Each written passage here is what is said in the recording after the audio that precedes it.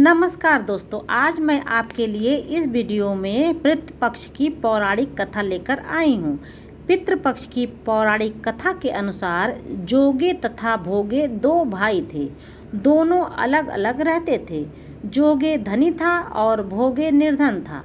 दोनों में परस्पर बड़ा प्रेम था। जोगे की पत्नी को धन का अभिमान था, किंतु भोगे की पत्नी बहुत ही सरल हृदय की थी।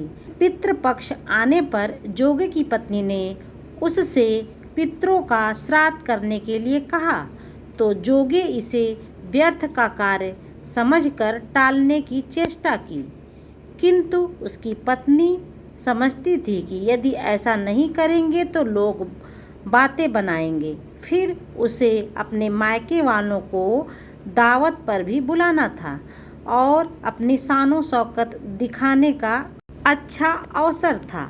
अतः वह बोली, आप शायद मेरी परेशानी की वजह से ऐसा कर रहे हैं, किंतु इसमें मुझे कोई परेशानी नहीं होगी। मैं भोगे की पत्नी को बुला लूँगी और दोनों लोग मिलकर सारा काम कर लेंगी। फिर उसने जोगे को अपने पीहर न्योता देने के लिए भेज दिया। दूसरे दिन उसके बुलाने पर भोगे की पत्नी सुबह सवेरे आकर काम में जुट गई। उसने रसोई तैयार की, अनेक प्रकार के पकवान बनाए, सभी कामों को निपटा कर अपने घर आ गई। आखिर उसे भी तो पितरों का श्राद्ध तर्पण करना था। इस अवसर पर ना ही जोगे की पत्नी ने उसे रोका और ना ही वह रुकी। शीघ्र ही दोपहर हो गई। पितर भी भूमि पर उतर आए।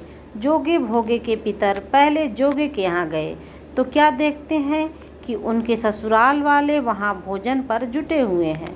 निराश होकर वे भोगे के यहाँ गए और वहाँ क्या था, मात्र पितरों के नाम पर अगियारी दे दी गई थी।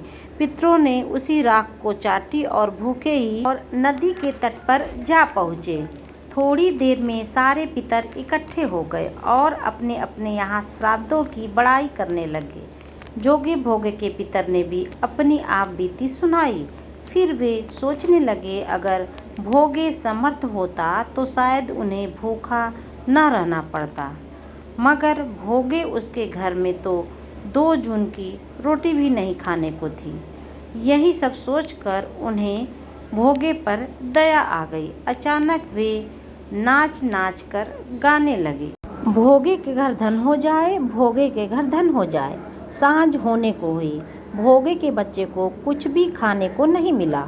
उन्होंने माँ से कहा, भूख लगी है।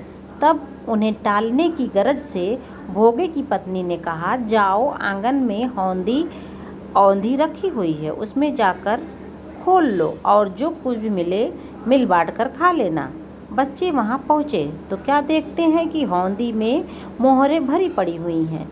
वे दौड़े दौड़े माँ के पास पहुँचे और उसे सारी बातें बताई। आंगन में आकर भोगे की पत्नी ने यह सब कुछ देखा तो वह हैरान रह गई।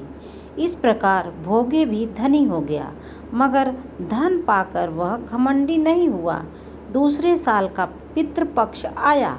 श्राद्ध के दिन भोगे की स्त्री ने 56 प्रकार के भोग बनाए और ब्राह्मणों को बुलाकर श्राद्ध किया, भोजन कराया, दक्षिणा दी। जेठ जेठानी को भी सोने चांदी के बर्तनों में भोजन कराया। इससे पितर बहुत प्रसन्न हुए और तृप्त हो गए।